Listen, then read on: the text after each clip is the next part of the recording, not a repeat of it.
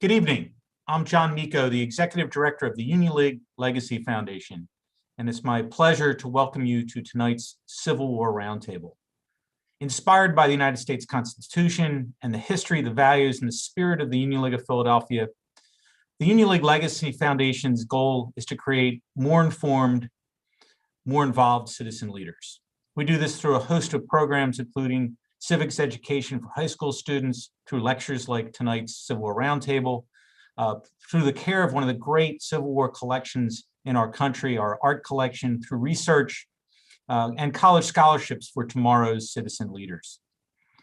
I want to thank our benefactors for their great generosity in making all of these programs happen.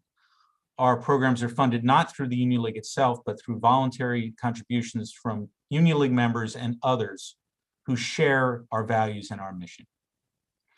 Tonight's program will include a lecture portion and then a Q&A, and you can ask questions anytime during the program with the Q&A function in the bottom of your Zoom app, and we'll get to as many of those questions as we can. And to introduce our program this evening will be the historian for the Union League Legacy Foundation, Mr. Jim Mundy. Jim. Thanks, John. Good evening, everybody, and thanks for joining us again for another Civil War Roundtable. We've been doing this for, it seems like 20 years maybe, but and in those 20 years, we've had lots of Lincoln programs, but never something quite like this. And Lincoln is the president who keeps on giving in the sense that there's always more to learn about him, it seems. And tonight's speaker, Michael Gerhardt, has found a really interesting way of approaching Lincoln. And I think we're all going to really enjoy the program. So Michael Gerhardt, our speaker, is the senior scholar in residence at the National Constitution Center here in Philadelphia. He is also the Samuel Ash Distinguished Professor of Constitutional Law at the University of North Carolina Law School. He has served as special counsel, public commentator, and testified before Congress on all the major constitutional conflicts between presidents and Congress over the past 25 years.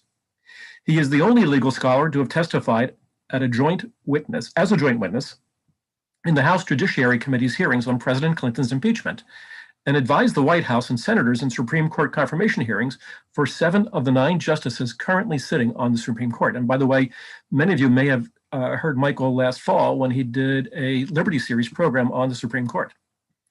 Gerhardt is one of the leading constitutional scholars in the nation. He has written several books, including The Forgotten Presidents, Their Untold Constitutional Legacy. Most importantly, Michael has been a key volunteer in the Legacy Foundation's annual Good Citizen Day for the past several years. And when he is in town, he makes the Union League his home away from home. His latest book is, guess what? Lincoln's Mentors, The Education of a Leader. And it is filled with images from the Legacy Foundation's collections. Therefore, ladies and gentlemen, it is my absolute pleasure and honor to introduce Michael Gerhardt. Michael. Thank you very much. I really appreciate the opportunity to visit with the Union League. I will admit at the beginning, I really miss it. I'm sorry I have not been there in person. I hope to be there as soon as possible to see people again in person and to be back at my Philadelphia home. One thing I will also share with you at the outset is that the Union League of Philadelphia was part of the inspiration, I think, for this book. The opportunity to see some of that wonderful Civil War collection, the opportunity to be inspired by the paintings and the history that the Union League both has and it symbolizes, got my thoughts going, and it really inspired my curiosity about learning more about Lincoln. I grew up in the Deep South, and in the Deep South, when I grew up, which was in the 60s and 70s, there wasn't much talk about Lincoln. There was a lot of talk about the war between the states or the lost cause, but Lincoln was not a subject of much discussion. Nonetheless, my mother, coming from the Midwest, made me aware there was a fellow named Lincoln, and I became curious about him because, after all, he was president of the United States through the Civil War and was reelected, an amazing feat in the 19th century, and one that was of interest to a young man interested in history and somebody who was interested in the Constitution. And so as time went on, I got more and more interested in Lincoln, both in high school, later in college. But throughout the time I've been interested in Lincoln, I kept asking myself a question. It was a question I didn't really think a lot of the excellent biographies on Lincoln answered. And that had to do with, how did Lincoln become Lincoln? The usual thinking is that Lincoln was a political genius. And that helps explain all of his wonderful speeches, his terrific decision-making when he was president of the United States, and the fact of his reelection, and the fact that he's now considered to be one of the most important, perhaps America's greatest presidents. I'll accept that Lincoln was a political genius, but he also was a man, and he had limitations, and yes, he had some flaws. So how did this man who came from quite limited background become the man that we now consider to be one of the two greatest presidents in American history? And the answer is really my book. The answer I put together is that Lincoln ultimately taught himself the skills and the vision that he needed to become president and then to become a great president. He didn't just look inside of himself.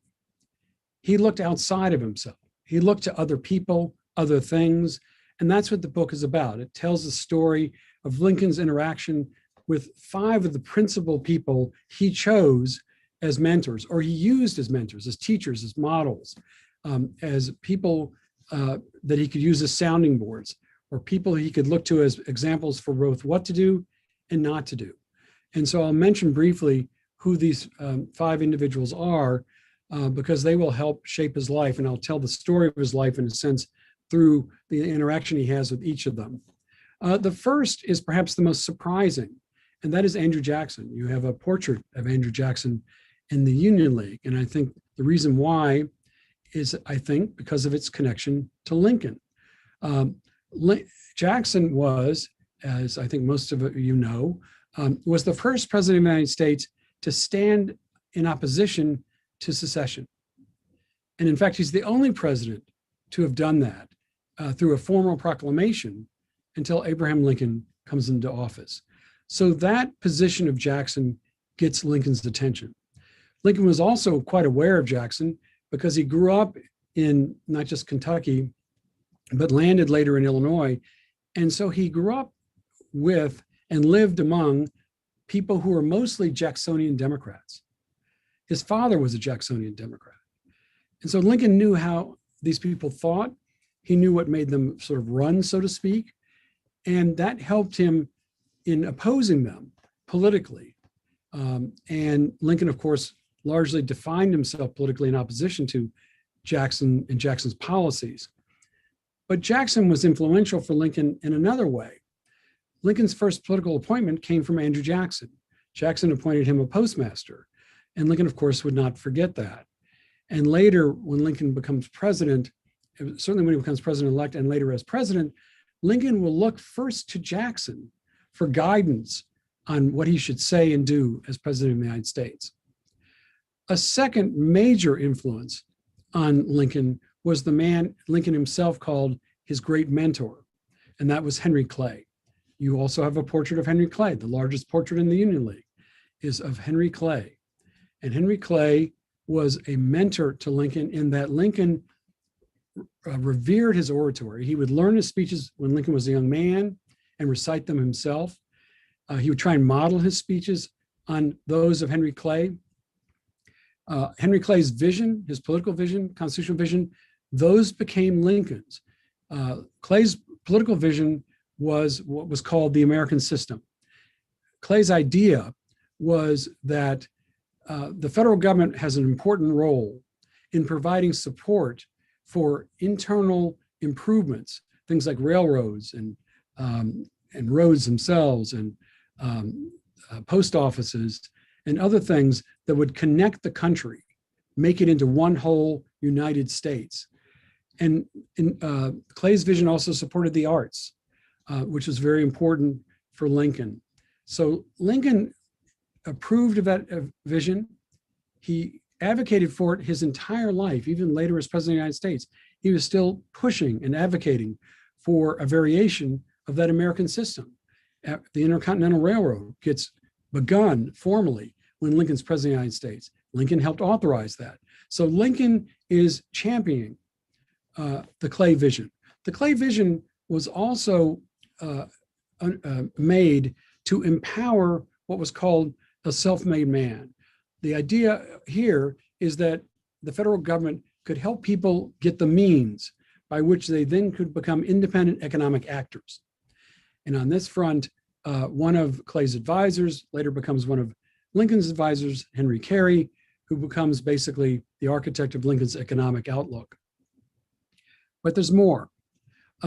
Clay also ran for the presidency 3 times, and 3 times unsuccessfully.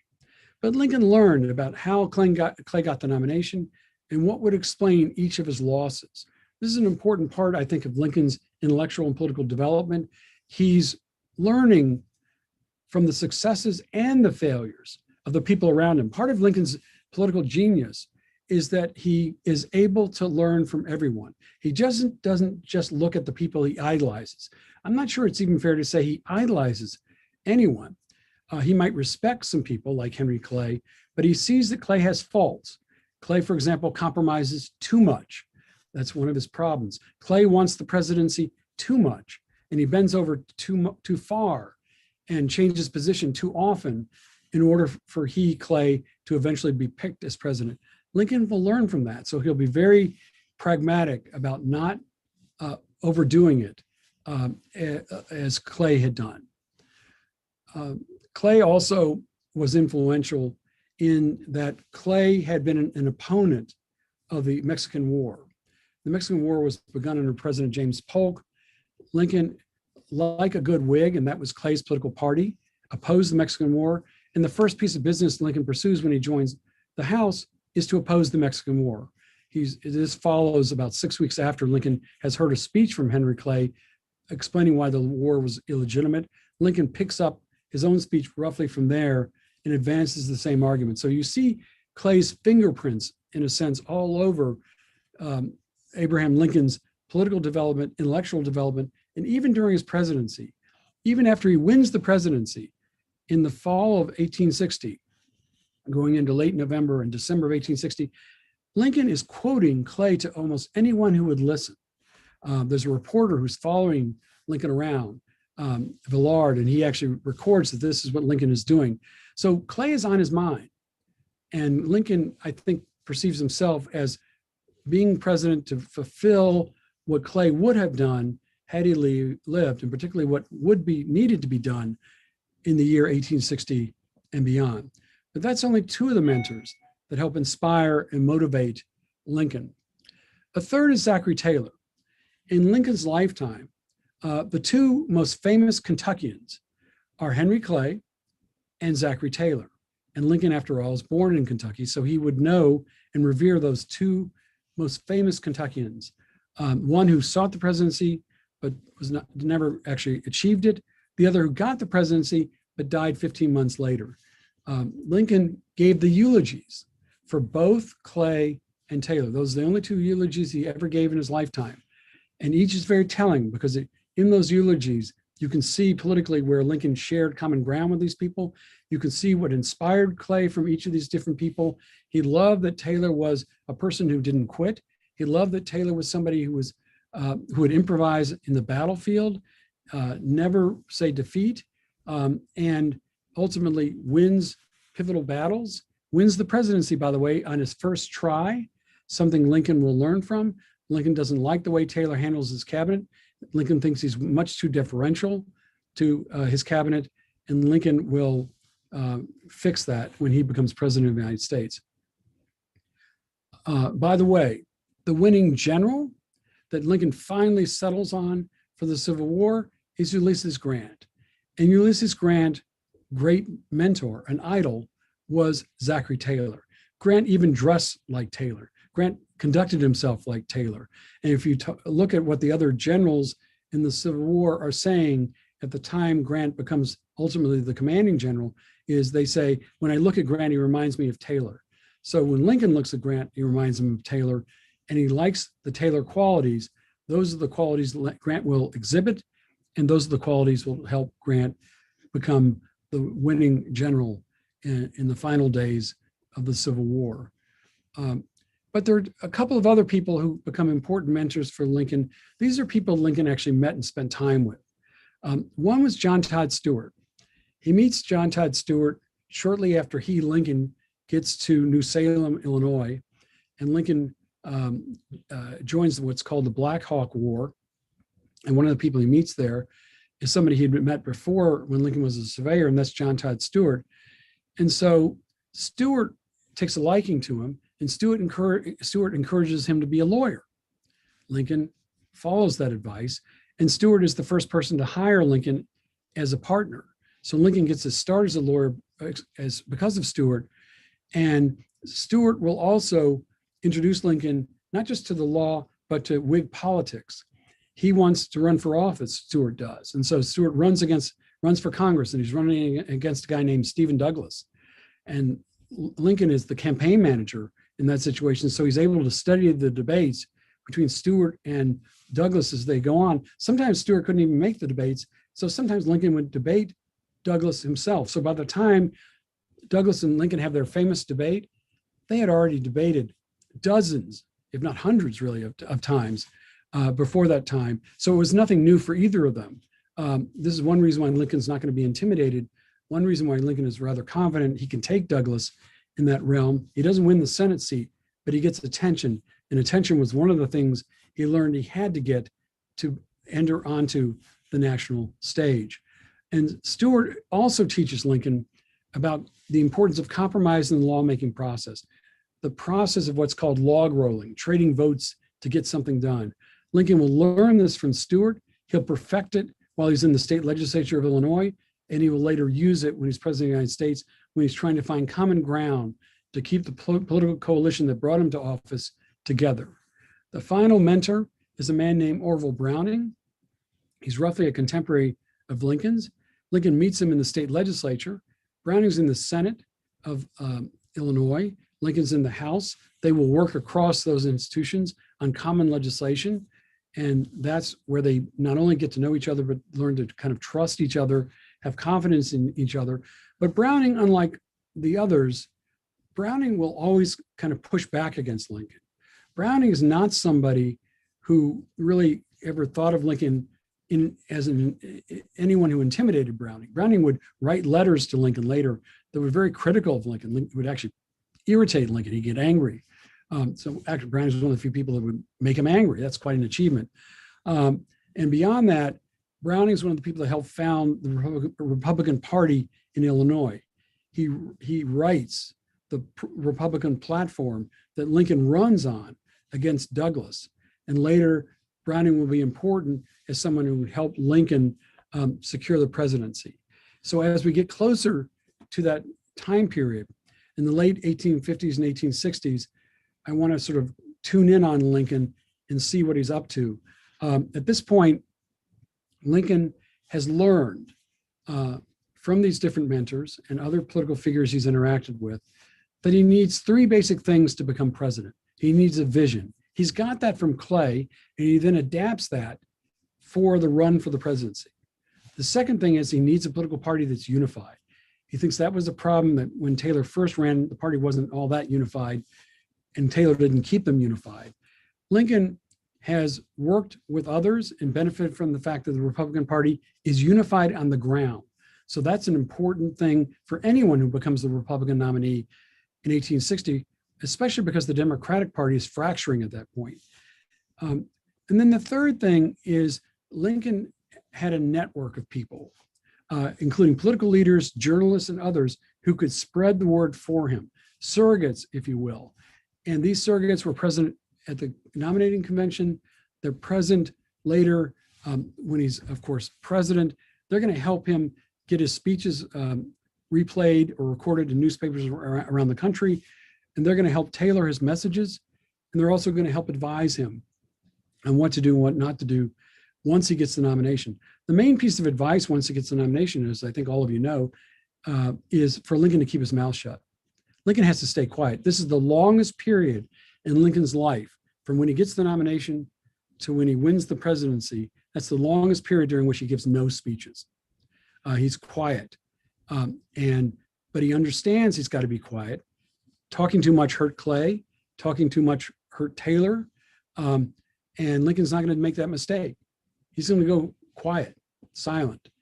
Once he wins the presidency, he's going to still be very judicious about what he says publicly, because Lincoln has always understood from when he was a young man the importance of what appears in newspapers. He was an inveterate reader of newspapers. Clay helped publish a newspaper. So Lincoln is aware that getting your message out there in the paper will help advance it. And so Lincoln is sending his message out to different papers that will help him spread the word about who he is, educate the public about who he is, and to some extent about what he's going to do. But the most critical thing Lincoln has to do to win the presidency is Lincoln had to be a moderate. If you look at the Constitutional, at the Republican convention that's going to nominate Lincoln, the major competitors are to his left, so to speak. They're extremists, they're abolitionists. There's a more conservative Edward Bates is to his right, but in the middle, it's really just Lincoln.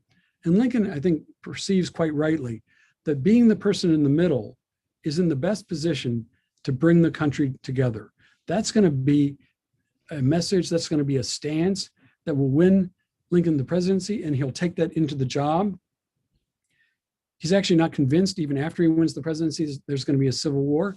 Nonetheless, he asked for 4 documents. The moment he wins the presidency, he asked to look at 4 things that will shape his inaugural address. The first is Jackson's proclamation. The second is Henry Clay's famous speech on behalf of the Compromise of 1850. That was one of the last great speeches Clay gave. It was about the importance of maintaining the Union, preserving the Union at all costs, especially against secession and nullification. He asked for a copy of the Constitution. And the last document he asked for is Daniel Webster's famous speech in the 1830s against nullification. If one reads the inaugural address, and I talk about this in the book, you'll see that it models much of its language on each of those different 4 things. But Lincoln, to his credit, adapts a lot of them to his own language. And much of his presidency, I think, he's learning how to adapt his speech, how not to be a partisan as president. So his public actions are all about unity, all about the nation. They're not about Republican, Democrat. He's very careful not to criticize the political opposition. He puts on a different persona. This is what he's learned by watching other presidents like Taylor not do that. And he's perceived that he's got to conduct himself a different way. He also develops the very important insight that as president, he needs to speak succinctly. And it's because Lincoln understands that his speeches will not just be heard, but they'll be read. So he wants people to read smaller addresses, more succinct statements, because they'll be easier to remember. And if we go back and look at Lincoln's most memorable declarations, they are all relatively short. The first inaugural is relatively short for inaugural addresses. The second inaugural, I think, is the 3rd shortest in American history. The Gettysburg Address is very short, but quite memorable. And these are 3 of the principal things that Lincoln's remembered for. But even his messages to Congress are relatively short as compared to those of other presidents, because Lincoln appreciates that people get bored by long speeches. What's going to keep them interested is a short speech and humor. And of course, humor is something Lincoln will use wisely, not just to get the presidency, but as president. He's the first American president with a sense of humor, first American president who tells jokes. Clay told jokes. Clay was able to succeed a lot because he had a good sense of humor. Lincoln will perfect that. Essentially, Lincoln is the student that surpasses the masters who were his mentors, which may be a good place for me to kind of wrap up my initial comments. I'm particularly excited to just have an opportunity to answer some questions and to interact more with those of you who are visiting tonight. Okay, all right. Okay there. Okay, let's see what we got here, Michael. Okay, so let's start off with, would you consider any of the members of Lincoln's cabinet a mentor to Lincoln? That's a really, really good question. I think in large part, the answer is going to be no. It's not because they didn't try, as I think those listening know very well. Some of his cabinet members, William Seward, Salmon Chase in particular, wanted to dominate Lincoln. They certainly wanted to teach him what he should do and how he should be. But there's no real evidence that Lincoln allowed that to happen.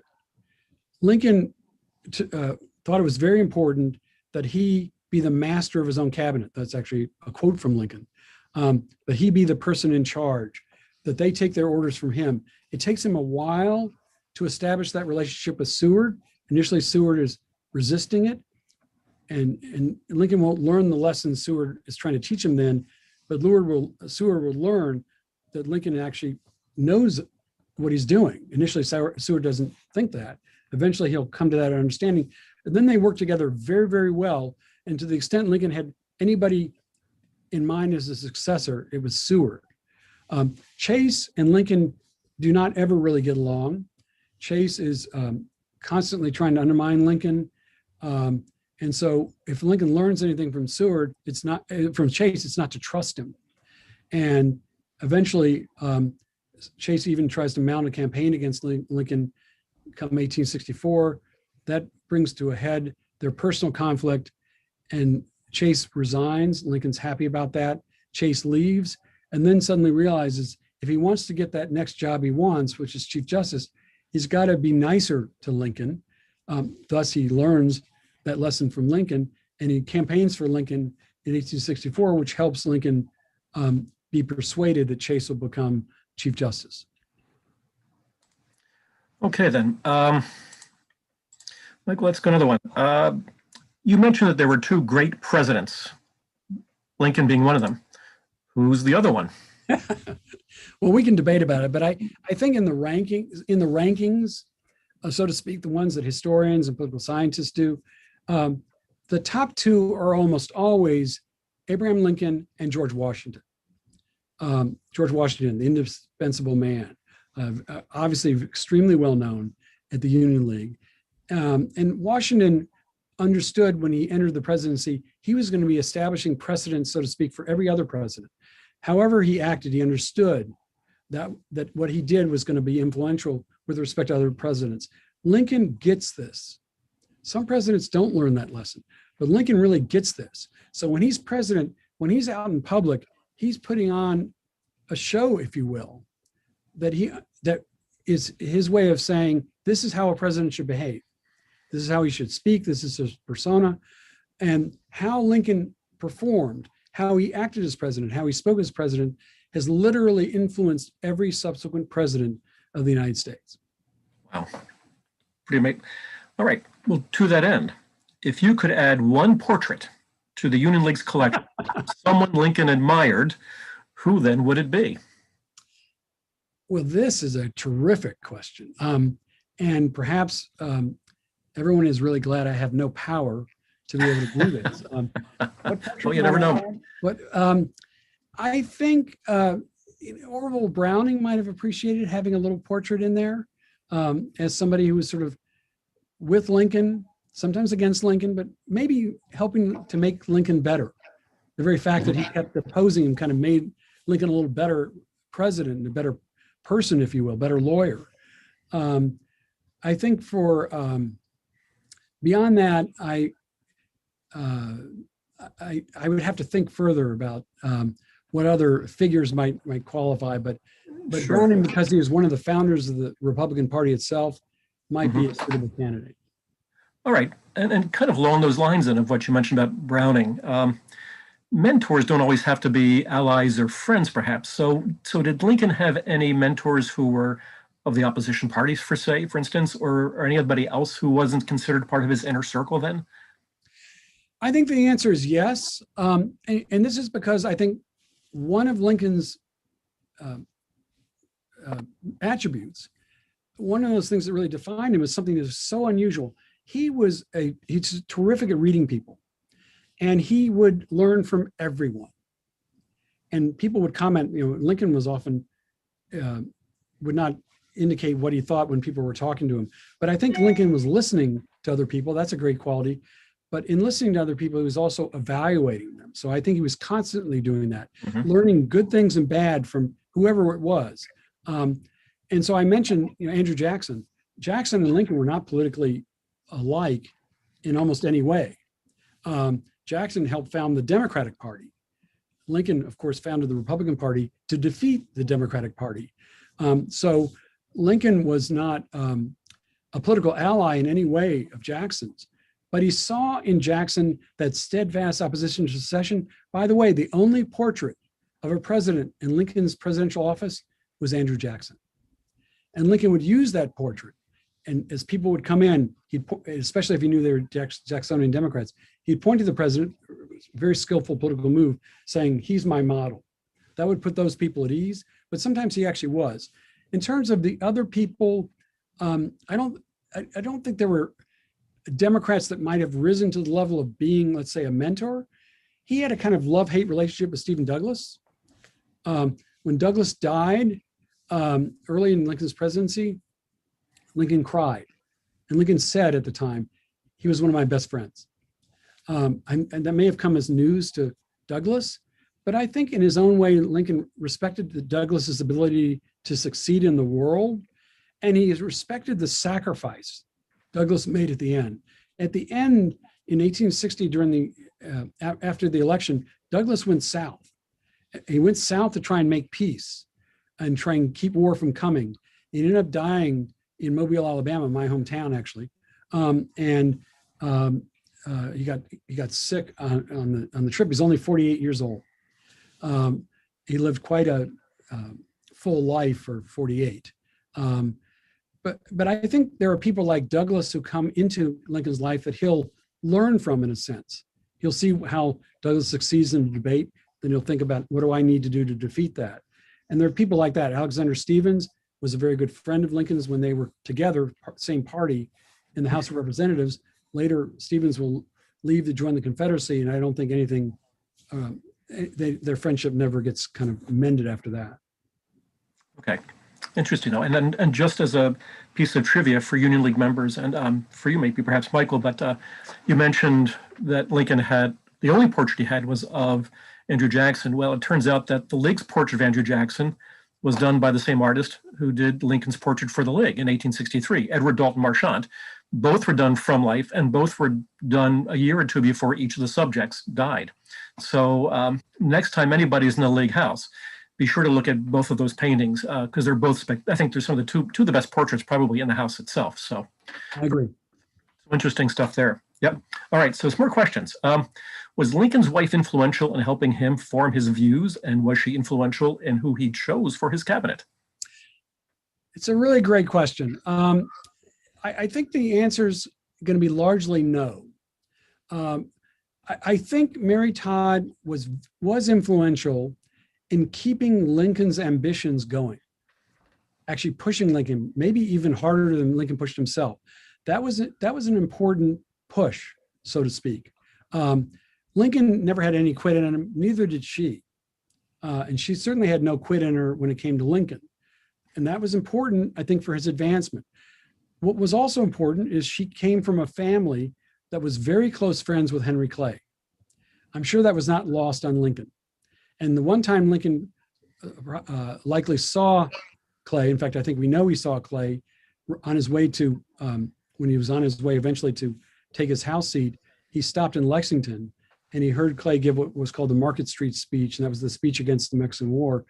The reason why Lincoln was there is he was visiting his family, and Mary Todd's family. And so that was a chance for Lincoln to see the man that he said was his mentor. So I think to the extent that Mary Todd had some influence that really shaped substantively Lincoln's vision, it was through that particular relationship. In terms of choosing cabinet members, I don't think she wielded much influence there. She may have expressed her opinion, but my sense after looking at all the different materials and correspondence and diaries is that she may have been she was much more frustrated than she was pleased by what he would do when it came to things like choosing a cabinet. Okay, super, thanks. All right. Would Lincoln have been successful if he had been identified as a Kentuckian or Southerner, much as two of his less successful mentors, or if he'd been identified as a Midwesterner from Illinois? It's a good question. I think he was actually identified as both. Lincoln was politically savvy. We can't overstate that, I think. And he understood that Kentucky being a border state and Illinois being a Midwestern state were both, in a sense, helpful attachments for him. By noting his Kentucky roots, that might make people in the South a little less disturbed by him, a little less threatened. He came from Illinois. Illinois wasn't necessarily a hotbed for abolition. It was also the home state, after all, of Stephen Douglas, among other things. Democrats won there more often in statewide and national elections than Whigs or Republicans. Lincoln was actually the first candidate for president who actually won his in that state, first Republican victory, so to speak, in that state. So I think coming from where he did, Kentucky and Illinois both were actually to his political advantage. And I think he tried to take advantage of both. Okay, sure. That makes sense. All righty. Please provide your thoughts on Lincoln's effective use of his vice presidents, both Hannibal Hamlin and then Andrew Johnson. Well, it's a very important question. So Lincoln was educable. This is one of his great traits, but he was not educable when it came to the vice presidency. He learned nothing. We can find gaps when he failed to learn things. So one thing is he had a very able vice president in Hannibal Hamlin, but he didn't include Hamlin in anything. Hamlin was basically an outsider looking into the Lincoln administration. Regrettably for Hamlin, that almost sort of sealed the end of his career. But because Hamlin did nothing in the vice presidency, because Lincoln didn't allow him to do it, when it came time for Lincoln to run for re-election, he felt he owed Hamlin nothing. And all Lincoln wanted to do was be reelected. So he allowed the party, or this is what he said, he allowed the party to pick his running mate. And they picked Andrew Johnson, a Democrat from Tennessee, not otherwise distinguished except for the fact that he never really left the Union. So there was some political advantage for Lincoln that Johnson had that kind of identification. But personally, he and Johnson had no good interaction. When Lincoln showed up for his inaugural, Johnson's drunk. And Lincoln knows that. And all he says is, keep that guy away from me. And they did for the rest of Lincoln's presidency. Unfortunately, it was short. And so Johnson had no input whatsoever. And as far as Lincoln was concerned, that was a good thing. Okay. All righty. Okay. You mentioned Lincoln had some flaws. I'm only aware of a few. What flaws do you think Lincoln had? Well, let's remember, Lincoln was certainly a great president. There's a lot to admire and revere in Lincoln. But it's important not to confuse the Lincoln that's in the Lincoln Memorial, big and alone, almost divine-like in terms of his stature, with the actual man. He was a man. I think his achievements are more impressive because he was a man, and because he had to kind of deal with limitations of one kind or another. I think one of his limitations is it may be a limit in that he really had a difficult time making actual friends. Those people who thought they might have been his friends later would say they didn't feel like they were his friends. They felt Lincoln was cold, dispassionate, too calculating, never shared what he was thinking, never confided in any of them.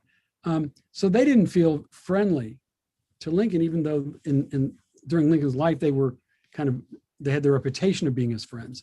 So I don't know if that made Lincoln more morose or sadder, but we do know that Lincoln sometimes was morose and sometimes was sad. It was hard for him to find people who really could make him happier. That was a problem.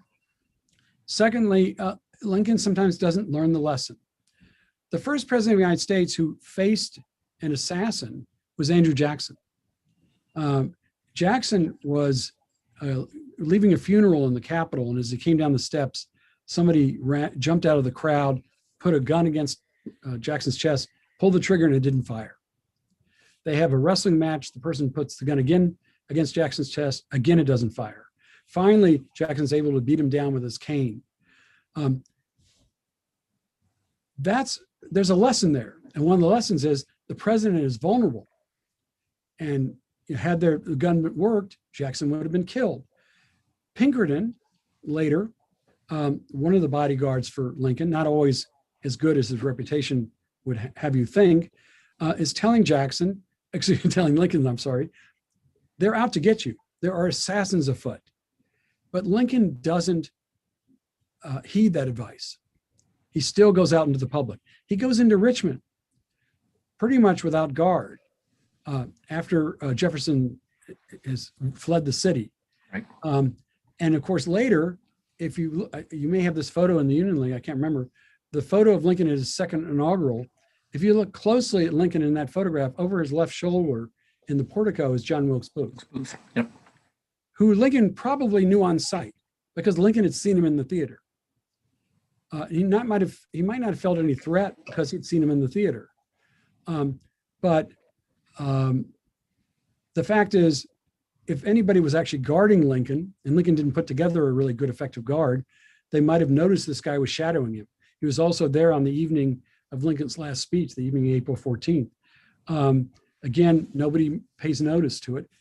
Yet we're talking about if somebody like Brad Pitt had shown up. You'd think people would have said, oh my gosh, there's this famous actor here. But nobody seems to be paying attention or even hearing what the guy says. And the guy even says out loud, I'm going to kill him. And so partly because he didn't put a unit together to protect himself, partly because he didn't actually physically try to protect himself, he thought it was more important he go out among the people, and he ultimately pays the price for that. Sure did. Okay. All right. How is Lincoln a mentor to future presidents? What can we learn from him today? Well, there are a lot of things, of course, and I'll just mention a few. One of them is this sense of humor. Lincoln used storytelling effectively. Sometimes he drove people crazy with it, but he used it as a way to kind of decompress a situation. He used it to kind of lighten a situation. And if you're the president in the middle of a civil war, that can be a very effective thing. Other presidents, I think, have learned as well. Humor can be your friend. It's just, you got to have a sense of timing. When does it work? When doesn't it work? Presidents have largely been pretty good about that. A second thing is the importance of a short, succinct statement. Other presidents will learn from that lesson as well. Better to be short and not long-winded. Some don't learn that lesson. William Henry Harrison gives the longest speech in history for his inauguration. Unfortunately, it's so long that he gets sick as a result and ultimately dies 30 days later. Another thing Lincoln, I think, demonstrates is the importance of political party. Political party's got to be unified behind him, and his cabinet choices were made to keep the party unified behind him. Other presidents will learn from that lesson as well. Presidents also will learn about how he handled the war. George W. Bush, for example, meets with a number of Lincoln biographers and asks them about Lincoln during the Civil War, because George W. Bush is in the middle of a war himself, not against a declared enemy, but nonetheless against an enemy. And he wants to sort of understand, how did Lincoln handle that situation? And he learns from it. So those are just some of the examples of how presidents have learned from Lincoln.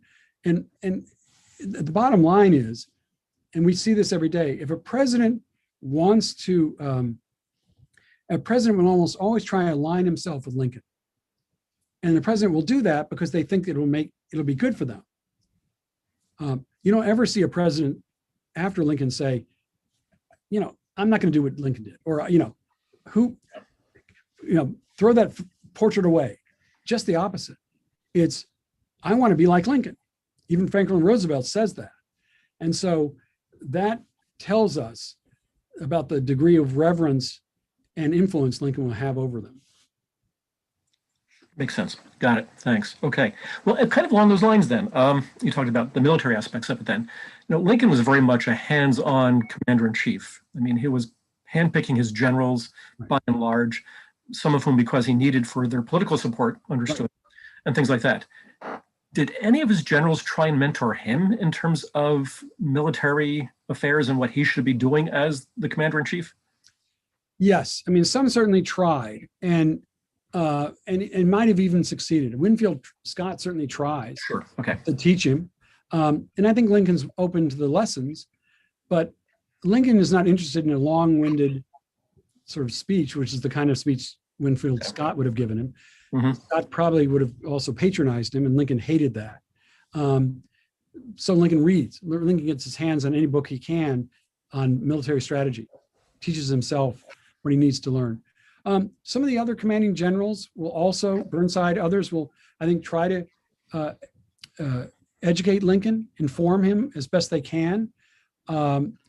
Edwin Stanton, when he takes over the War Department, will do his best to do Lincoln's bidding, but he'll also, if there's any cabinet member Lincoln might learn from, it might be Stanton, in the sense that Stanton is showing Lincoln quite rightly, this is how you do it. And let me show you how you keep a general in line, things like that. To take the obvious case of a general who was anything but a mentor, McClellan was, I think it's hard to figure out the right word, but rotten may be a good one. 34 years old, McClellan thought nobody could teach him anything in the world. He thought Lincoln was a baboon, a term he might have actually gotten from Stanton earlier in Stanton's career. And Lincoln is particularly disturbed because McClellan doesn't follow orders and doesn't seem to be interested in fighting the enemy. Those are bad things if you're in the middle of a civil war. He loses that. He's demoted after just a few months. And Lincoln will largely not wait a long time before he demotes people that are not producing. Sure, makes sense. Yeah. Did Grant ever try and redirect Lincoln's military strategies, do you think? I think there's a little bit of that. I mean, Grant, but Grant was smart enough, I think, to know not to try and push that too hard. Okay. And so there's a time. So Grant was like Taylor in the sense that he would only communicate very briefly. So it really wasn't long enough to instruct Lincoln that much. He'd send him short messages, and Lincoln loved that. Lincoln would hold these up and say, yeah, this is what I love, short and to the point. And so, but I think Grant was sometimes informing Lincoln, perhaps through Stanton, about what the better strategy would be for hounding the enemy. And that's something Lincoln learns from. The most aggressive Grant ever gets, as you probably well know, is when he issues an order to push the Jews out of the military zone because he thinks they're defrauding the army and other things. There's no evidence necessary to support that. And Lincoln, it basically takes Lincoln a day to undo that. Yeah. Yep, remember that one. Okay. All right. Lincoln's expansion of executive power was dramatic. Not surprising, given it was a civil war. Do you believe that any of his actions were unconstitutional? Good question. So Lincoln did expand powers, but it's important to understand at the outset that Lincoln had experienced when he was in the House, just for those 2 years, a wartime president, and that was Polk. So he had seen how Polk had consolidated executive power during a war. Lincoln was going to do exactly the same thing. He takes those lessons, in a sense, from Polk. He uses them himself. He's very clear from the day one. He's the guy in charge. And generals report to him, not the other way around. And he's steadfast about that. So I think Lincoln is, I think that's the person you will see that Lincoln acts as president. And I have to confess, I've now forgotten the rest of the question. Well, that's okay. Do you believe that any of Lincoln's actions then were unconstitutional? It's likely there were some. The most obvious candidate for that is his suspension of habeas corpus. Habeas corpus. Yep. It's pretty clear from the Constitution that Congress is the one that does that. Lincoln does it. Guess what his precedent was? Andrew Jackson during the War of 1812. When Jackson is a general during that war, he unilaterally suspends habeas corpus on his own declaration. And when Lincoln does it himself, he cites Jackson as his authority. So again, he's using that, modeling it. Mm-hmm. But the problem is, Lincoln knows this, he doesn't really have the power to do it on his own. So he wants Congress to ratify it. It takes Congress a while, but Lincoln at least offers Congress that chance, and Congress does it. So therefore, from Lincoln's point of view, that kind of ratifies what he did and makes it okay. Okay, interesting stuff then. All right, so what is the most surprising thing you learned about Lincoln while writing your book? I think there were a couple things that were surprising. One was that Lincoln really did seek out and use people as mentors. I wasn't sure that was going to be the case. And I tried to let the primary documents just lead me in whatever way they would lead me. And they led me to write the book that I did. I felt like, okay, these 5 kind of keep cropping up, so I'm just going to report that. And I think a second thing that might have surprised me is I might have not fully appreciated just how pragmatic Lincoln was. Lincoln was pragmatic to a fault. You might think of it as being cold-blooded. He was unsentimental. A good illustration of that is there was no cabinet officer that supported Lincoln more than Montgomery Blair. And Lincoln doesn't hesitate to throw Blair out when he's got to he has to do that to appease John Fremont, who's threatening to run against Lincoln. And Blair takes it. Blair figures, okay, as a good party guy and a good Lincoln guy, I've got to do this. And so that aspect of Lincoln becomes very clear to me also.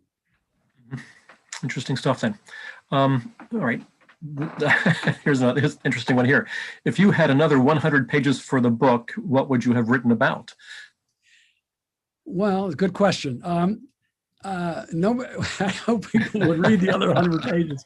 There are a number of people I mention in passing had an impact on Lincoln, but I don't really get to unpack that as much as I wanted. One of the most prominent of which is Frederick Douglass.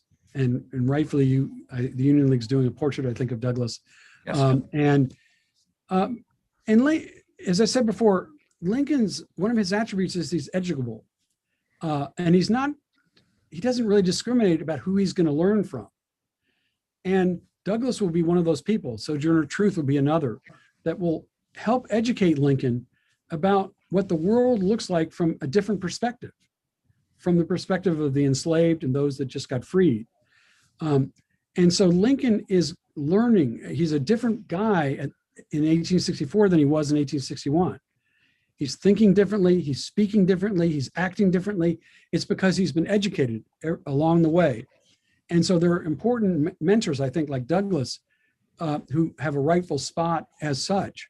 And I would love to have written more about that. Yeah, that's still a fascinating relationship. I think that, David Blake gets into somewhat, but it'd be fun to see a book just about that by itself. Yes. So, absolutely. All right, well, now you know what you're doing the next couple of years. I do, thank you. No worries there.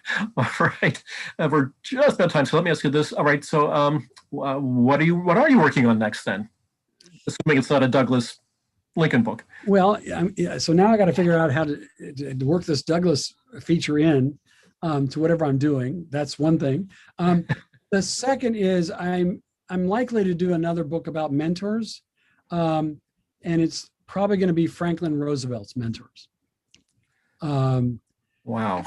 And this is because of various reasons. One, the reaction I just got is one reason. Sorry about that. The second is I don't think we think of Roosevelt as having mentors, but he did. He shares a lot with Lincoln. Lincoln, in fact, I think was one of those mentors. And so I want to explore how that shapes the Roosevelt presidency. Sure. You could spend the rest of your life writing mentor books, it seems. with lots of good material. I mean, Yes. absolutely, it's a fascinating subject. So, Yes. all right, let me try one more because this one's kind of a little off the path, but kind of fun. Given that it was a theatrical production and from Hollywood at that, what did you think of Daniel Day-Lewis's portrayal of Lincoln? Well,